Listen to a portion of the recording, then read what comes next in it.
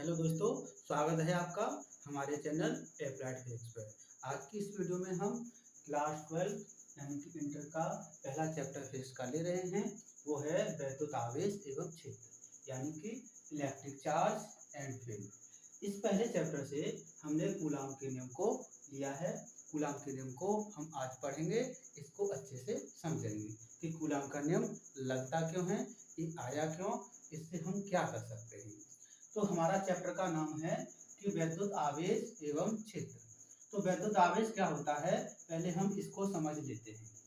तो इसमें लगभग आज से 25 वर्ष पहले आज से लगभग 25 वर्ष पहले थेल्स के एक वैज्ञानिक थे, यूनान के एक वैज्ञानिक थे थेल्स। इन्होंने सबसे पहले ये बताया था कि जब दो वस्तुओं को आपस में रगड़ा जाता है, इन्होंने बताया कि अंबर नामक पदार्थ को जब ऊन से रगड़ा जाता है तो अंबर नामक पदार्थ में एक विशेष गुण आ जाता है। ये हल्की हल्की वस्तुओं को अपनी ओर आकर्षित करने लगता है, जैसे कि कागज, धूल के कण और तिनके, इनको अपनी ओर आकर्षित करने लगता है। लेकिन काफी समय तक वैज्ञानिक थेल्स की इन बातों पर कोई ध्यान नहीं दिया गया। तो इसके बाद वैज्ञानिक आते हैं इंग्लैंड के वैज्ञानिक गिलबर्ट। तो इंग्लैंड के वैज्ञानिक गिलबर्ट ने बताया ऐसी बहुत सारी ऐसी वस्तुएं हैं जिनको आपस में रगड़ा जाता है तो उनमें एक विशेष प्रकार का गुण आ जाता है, जिसकी वजह से वो धूल के कणों को, हल्के हल्के कागजों को अपनी ओर खींचने लगता है। तो ये जो विशेष प्रकार का जो गुण आया है, ये आया है आवेश की वजह से। तो हम कह सकते हैं कि जब दो वस्तुओं को आपस में रगड़ते हैं तो उनमें एक विशेष प्रॉपर्टी आ जाती है और वो विशेष प्रॉपर्टी आवेश की होती है। तो जैसे कि हम कंगे को बालों से रगड़ते हैं तो कंगे में एक विशेष गुण आ जाता है। उसको कंगे को आप धूल के कणों के पास ले जाएं तो उस कंगे पर बहुत सारे धूल के कण आ जाते हैं। तो जब धूल के कण कंगे पर आकर के चपक जाते हैं तो इसका मतलब क्या है कि इस कंगे पर आवेश आ गए हैं और ये जो आवेश हैं वो धूल के कणों को अपनी ओर खींच रहा है। तो किसकी वजह से खींच रहा है? आवेश की वजह से। मतलब क्या कि आवेश दो वस्तुओं को आपस में रगड़ने से उत्पन्न किए जा सकते हैं। तो यहाँ पर हम आवेश के बारे में पढ़ते हैं कि आवेश कितने प्रकार के होते हैं। मुख्य रूप से यहाँ पर आवेश दो प्रकार के ही हैं, एक धनावेश और दूसरा ऋणावेश। यानी कि एक होता है पॉजिटिव चार्ज धनावेश और दूसरा ऋणावेश। इसे हम पॉजिटिव चार्ज और नेगेटिव चार्ज। तो पॉजिटिव चार्ज कब आता है? जैसे ही हम दो वस्तुओं को आपस में रगड़ते हैं, मान लीजिए हम यहाँ पर दो वस्तुओं को आपस में रगड़ रहे हैं, तो रियल में ये बात है कि इन दोनों वस्तुओं पर आवेश आ गए हैं। एक वस्तु पर पॉजिटिव चार्ज यानी कि धनावेश, दूसरे पर नेगेटिव चार्ज यानी कि ऋणावेश आए होंगे। तो जो वस्तु आपस में रगड़ने से होता क्या है, एक वस्तु से इलेक्ट्रॉन निकल करके दूसरी वस्तु पर चले जाते हैं। तो जिस वस्तु से इलेक्ट्रॉन निकल कर जाते हैं उस वस्तु पर धनावेश आता है यानी कि पॉजिटिव चार्ज, और जिस वस्तु पर इलेक्ट्रॉन आते हैं उस पर नेगेटिव चार्ज आता है यानी कि ऋणावेश आता है। तो जो वस्तु इलेक्ट्रॉन देती है उस पर धनावेश आएगा और जो वस्तु इलेक्ट्रॉन लेती है उस पर ऋणावेश आएगा।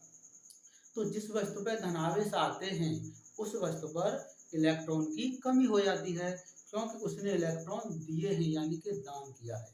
तो उसने इलेक्ट्रॉन दिए हैं दूसरे को, इसलिए धनावेश वाली वस्तु पर इलेक्ट्रॉन की कमी होती है। और जिस वस्तु पर ऋणावेश आता है उस वस्तु पर इलेक्ट्रॉन की अधिकता हो जाती है, मतलब ये उस वस्तु पर इलेक्ट्रॉन बढ़ जाते हैं। तो चलिए हमने यहाँ समझा कि आवेश क्या है। तो आवेश है हमारा एक धनावेश और दूसरा ऋणावेश होता है। तो यहाँ पर अब धनावेश और ऋणावेश में हमने ये प्रॉपर्टी देखी गई है कि यदि दोनों ही, एक उसमें से धनावेश है और दूसरा ऋणावेश है, तो इनके बीच में एक बल कार्य करने लगता है। तो उस बल को कहते हैं वैद्युत बल। यदि दोनों विपरीत प्रकार के आवेश हैं यानी कि अपोजिट चार्ज हैं, तो इनके बीच में जो बल लगेगा वो प्रतिकर्षण बल कहलाएगा, मतलब रिपल्सिव फोर्स कहलाएगा। इसे हम प्रतिकर्षण बल कहेंगे। एक सेकंड, सॉरी, यहाँ पर कि एक पॉजिटिव चार्ज है यानी कि धनावेश और दूसरा ऋणावेश है, तो इनके बीच में जो एक बल लगेगा उस बल को कहते हैं हम आकर्षण बल। आकर्षण बल, आकर्षण बल का मतलब ये है कि इन दोनों के बीच में एक बल लगेगा, वो बल ऐसा होगा कि ये आपस में एक दूसरे को अपनी ओर खींचेंगे, तो उस खींचने वाले बल को ही हम आकर्षण बल कहते हैं। तो यदि यहाँ पर एक पॉजिटिव चार्ज और दूसरा भी पॉजिटिव चार्ज है, यानी एक धनावेश और दूसरा भी धनावेश है, तो इनके बीच में जो बल लगेगा वो होगा प्रतिकर्षण बल। प्रतिकर्षण बल, रिपल्सिव फोर्स। प्रतिकर्षण बल जो है वो एक दूसरे से दूर हटने का प्रयास करते हैं, यहाँ पर एक दूसरे के पास आने का प्रयास करते हैं। तो पहला जो माइनस है यानी नेगेटिव चार्ज है, दूसरा भी नेगेटिव चार्ज है, तब भी इनके बीच में प्रतिकर्षण बल लगेगा, यानी कि ये एक दूसरे से दूर हटने का प्रयास करेंगे। तो हमने यहाँ देखा कि यदि समान आवेश होते हैं तो एक दूसरे को दूर हटाने का प्रयास करते हैं, मतलब प्रतिकर्षण बल लगता है, यानी कि रिपल्सिव फोर्स लगता है। यदि दोनों नेगेटिव चार्ज हैं यानी कि समान चार्ज हैं, लाइक चार्ज हैं, समान आवेश होते हैं, तो उनके बीच में प्रतिकर्षण बल लगता है, वो एक दूसरे से दूर हटने का प्रयास करते हैं। यहाँ पर एक प्लस का चार्ज है और दूसरा माइनस का चार्ज है, यहाँ पर विपरीत प्रकार के आवेश हैं, अनलाइक चार्ज हैं, इसलिए इनके बीच में आकर्षण बल लगेगा, ये एक दूसरे को अपनी ओर खींचने का प्रयास करेंगे। तो यहाँ हमने आवेश के बारे में पढ़ा कि आवेशों के बीच में एक बल लगता है। तो हमें इतना यहाँ तक पता चल गया है कि आवेश के बीच में बल लगता है, लेकिन कितना बल लगता है, उस बल को कैसे निकाला जाए, किस फॉर्मूले से निकाला जाए, तो उसके लिए हम पढ़ते हैं कूलाम का नियम, यानी कि कूलाम्स लॉ। तो कूलाम जी ने बताया सन 1785 में, सन 1785 में कूलाम जी ने कहा कि दो आवेशों के बीच में जो बल लगता है उसे हम एक फॉर्मूले से निकाल सकते हैं। तो वो फॉर्मूला क्या है वो हम अब यहाँ पढ़ते हैं। चलिए हम पढ़ते हैं कूलाम का नियम क्या होता है।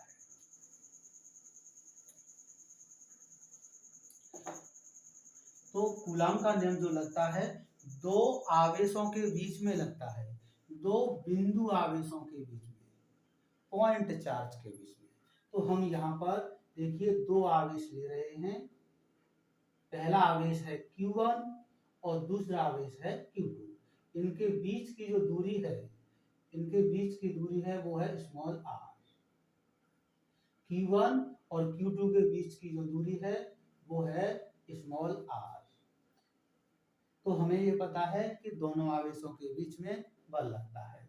तो देखिए डेफिनेशन क्या लिखी हुई है कि किन्हीं दो आवेशों के बीच, किन्हीं दो आवेशों के बीच, हमारे पास दो आवेश हैं Q1 और Q2, किन्हीं दो बिंदु आवेश यानी कि पॉइंट चार्ज होने चाहिए के बीच लगने वाला आकर्षण या प्रतिकर्षण बल। मतलब ये कूलाम का जो नियम है आकर्षण बल और प्रतिकर्षण बल दोनों पे लागू होता है।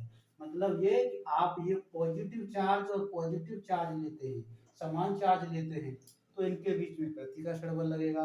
यदि एक पॉजिटिव चार्ज दूसरा नेगेटिव चार्ज लिया है तो इसमें आकर्षण बल लगेगा।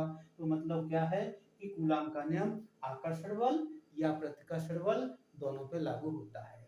तो चलिए अब आगे समझते हैं क्या है कूलाम का नियम।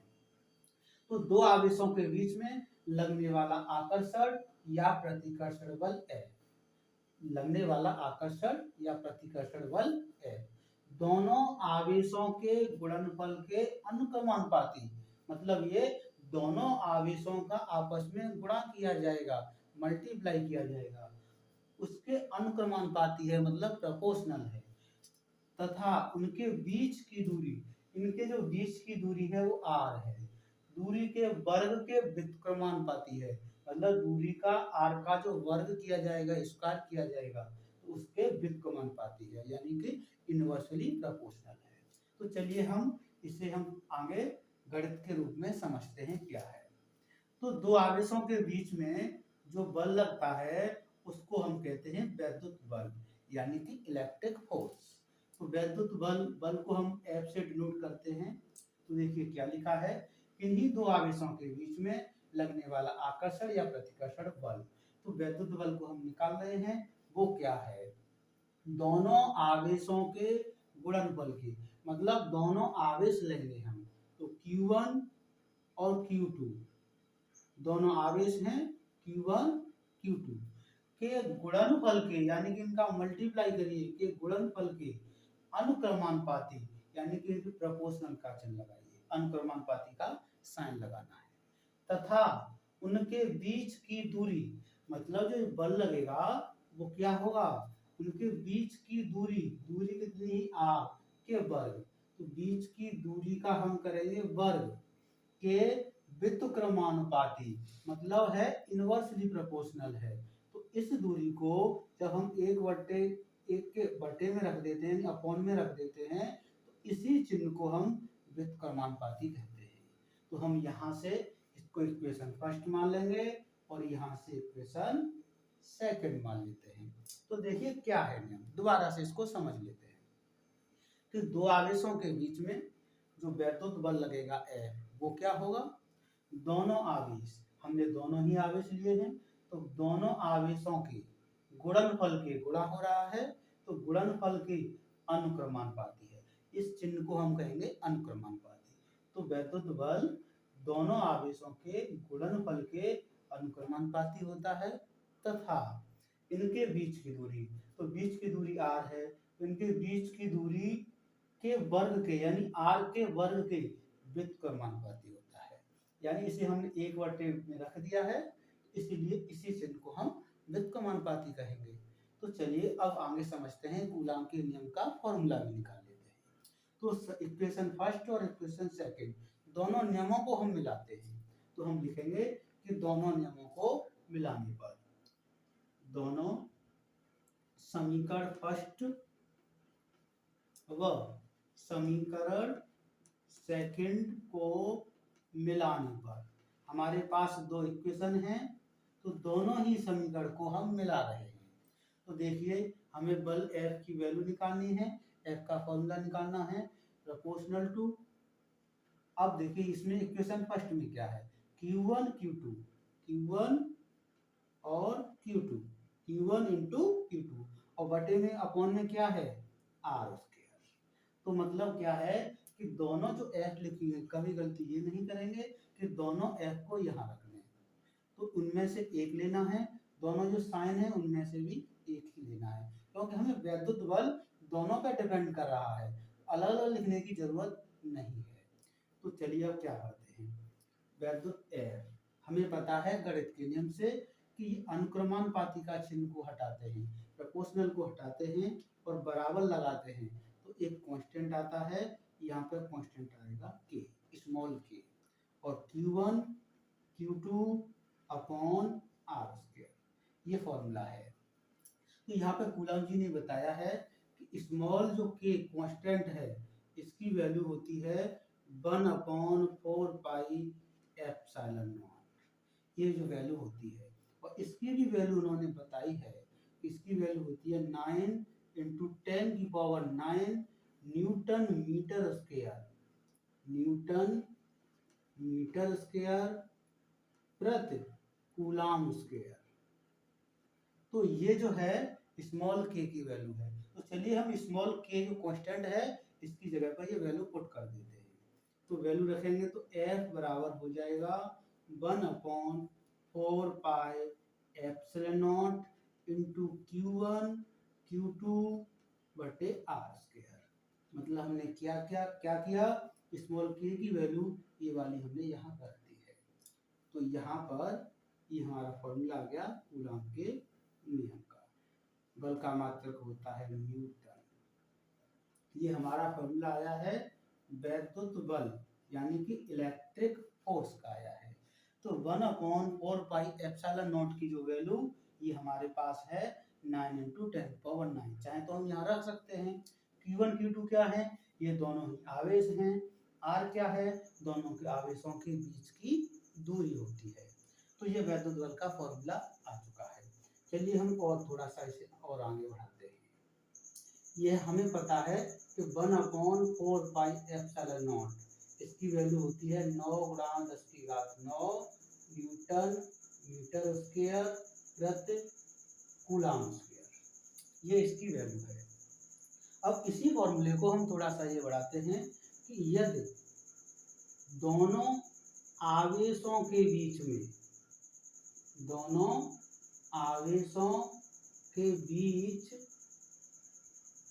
कोई माध्यम हो मतलब कोई मीडियम होना चाहिए। तो Q1 Q2 जो आवेश है इनके बीच में कोई माध्यम हो, तो हमारे यहाँ पर इसी फॉर्मूले में जो हमने अभी फॉर्मूला निकाला है इसी में के हटा लगा देते हैं। तो फॉर्मूला हो जाएगा 1/4 pi into Q1 Q2 upon R²। ये जो फॉर्मूला हो जाएगा यहाँ पर। यदि दोनों आवेशों के बीच में निर्वात अथवा वायु है, मतलब ये समझ लीजिए कि एक आवेश Q1 यहाँ पर है और एक आवेश Q2 यहाँ पर है। इन दोनों के बीच में इस समय कौन सा माध्यम है? दोनों के बीच में इस समय हवा है यानी कि वायु है। तो वायु और निर्वात के लिए, यानी हवा भी न हो तो उसे हम निर्वात कहेंगे यानी वैक्यूम कहेंगे। तो निर्वात के लिए और वायु के लिए यहाँ पर K की वैल्यू 1 होती है। इसलिए यदि इन दोनों के बीच में कोई मीडियम है जैसे कि कांच और दूसरा जैसे कि जल है, तो यहाँ पर K की जो वैल्यू है K को यहाँ पर साथ लेके चला जाता है। तो यहाँ पर जो ε0 है इसे कहते हैं हम निर्वात की वैद्युतशीलता। इसका नाम है निर्वात की वैद्युतशीलता कहते हैं इसको। तो ε0 को कहते हैं हम निर्वात की वैद्युतशीलता। यहाँ पर ε0 की जो वैल्यू है वो है 8.85 गुणा 10⁻⁻12। जो ये मात्रक आपने लिखा है इसी को थोड़ा सा पलट दीजिए तो ε0 का मात्रक हो जाएगा, मतलब कूलम स्क्वायर प्रति newton metre square. Coulomb square को पहले लिखें, इसको बाद में लिखें, न्यूटन मीटर स्क्वायर। तो ε0 का ये मात्रक हो गया। ε0 की विमा हम अभी निकाल भी सकते हैं। ε0 की विमा हम निकाल सकते हैं, होती कितनी है? m-1 L-3 T4 A2, ये होती है ε0 की विमा। अब ये मात्रक है ये उल्टा कैसे हो गया? क्योंकि हमें पता है 1/4 पाई ε0 इस पूरे का मात्रक है न्यूटन मीटर स्क्वायर प्रति कूलम स्क्वायर। तो ε0 अपॉन में है, यदि इसको हम पलट देंगे तो ये ऊपर चला जाएगा, तो ये मात्रक है ये भी पलट जाएगा, इसलिए कूलम स्क्वायर ऊपर आया है प्रति मीटर स्क्वायर। कुछ भी याद करने की जरूरत नहीं है, समझ के चलना है। तो यहाँ पे जो हमने ये विमा निकाली है, ये डायमेंशन निकाली है, इसको भी हम समझ सकते हैं कि ये आई कैसे है। तो इसको करने के लिए हमें इस फॉर्मूले का यूज करना पड़ेगा। तो देखिए फॉर्मूला क्या है हमारे पास। तो विमा भी जो हमारे पास ये आई है इसको हम निकाल करके देख लेते हैं कि क्या है।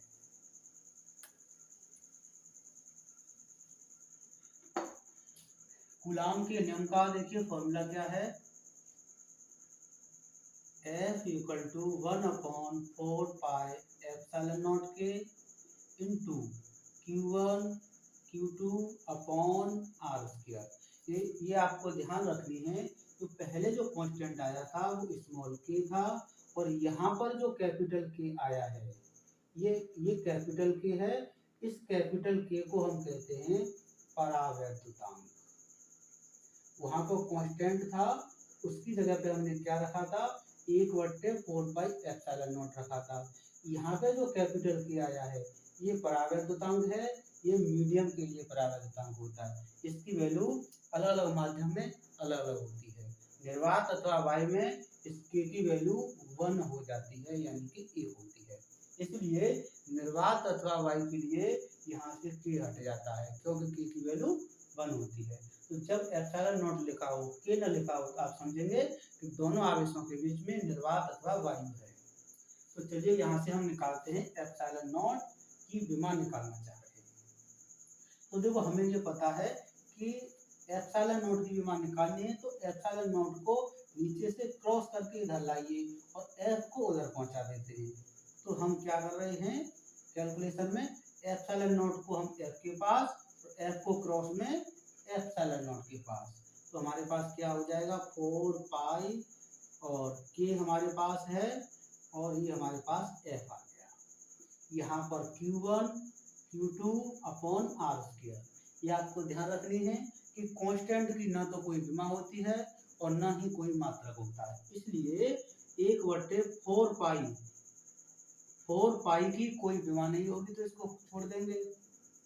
के की भी कोई विमा नहीं होती है, इसलिए के को भी छोड़ देंगे। तो हमें विमा को रखनी किसकी है, Q1 Q2 यानी कि इनकी। तो आवेश Q होता है आवेश, और आवेश की विमा, आवेश का जो मात्रक होता है वो कूलाम होता है, और आवेश की जो विमा होती है वो AT होती है। तो AT होगी आपकी Q1 की और Q2 की भी AT ही रहेगी। यहाँ पर बल की विमा रखेंगे तो बल की विमा होती है MLT-2, ये बल की विमा होती है। R दूरी है तो दूरी की विमा कैपिटल L होती है, R स्क्वायर की वजह से L2 हो जाएगा। तो चलिए हम ऊपर करते हैं, ऊपर हो जाएगा A2 हो जाएगा और T2 हो जाएगा, 1 2 हो जाएगा यहाँ पर और T2 हो जाएगा। नीचे से देखिए क्या है, ML2 यहाँ पर है और 1 यहाँ पर, यानी कि L3 हो जाएगा और T-3। तो चलिए देखो करते क्या है, ऊपर वाली संख्या को जैसा का तैसा उतार लीजिए एज इट इज। नीचे वाली जो संख्या है, नीचे वाली जो विमा है, नीचे से ऊपर ले जाएंगे, और जैसे ही हम नीचे से ऊपर ले जाएंगे तो क्या होगा कि इसकी जो पावर है वो कन्वर्ट हो जाएगी, प्लस से माइनस, माइनस से प्लस हो जाती है। तो चलिए हम ऐसा ही करते हैं, यहाँ पर इस वाले डायमेंशन को ऊपर ले जा रहे हैं तो M-1 हो जाएगा, L को ऊपर ले जाएंगे तो L-3 हो जाएगा, और T को ऊपर ले जाते हैं तो T3 हो जाएगा, यानी माइनस से प्लस हो जाएगा। देखिए हमारे पास क्या बच रहा है, हम जब डायमेंशन लिखते हैं तो डायमेंशन का क्रम आपको ध्यान रखना है, पहले M L T और उसके बाद A डायमेंशन रखनी होगी, यानी कि विमा इस तरह से लिखनी है। तो देखो हमारे पास क्या है, पहले M को लिखेंगे M-1, दूसरा क्या है L हमारा देखिए यहाँ पर है तो L-3, T, अब देखो T लिखते हैं तो यहाँ पर जो है T कहाँ है हमारे पास, तो यहाँ पर देखिए T हमारा -2 है, तो ये हमारा T -2 है। यहाँ पे थोड़ा सा आपको ध्यान में रखना होगा, क्योंकि MLT-2 होती है तो T की पावर -2 है। इसको जब ऊपर हम कन्वर्ट कर रहे हैं तो यहाँ पर T2 रहेगा, ये आपको ध्यान में रखनी होगी। तो यहाँ पे देखिए T की पावर 2 ये है और T की पावर 2 ये है, तो 2 और 2 होगी यहाँ पे 4, और बच क्या रहा है हमारे पास, A2 बच रहा है, यानी कि A2। तो हम ये विमा निकली है एप्सिलॉन नॉट की विमा। तो एप्सिलॉन नॉट की विमा M-1 L-3 T4 A2। तो दोस्तों ये आपने पढ़ा भी कूलाम के नियम को। तो चलिए आज हमने समझा कि कूलाम का नियम क्या है। तो आज की वीडियो में इतना ही। थैंक यू, धन्यवाद।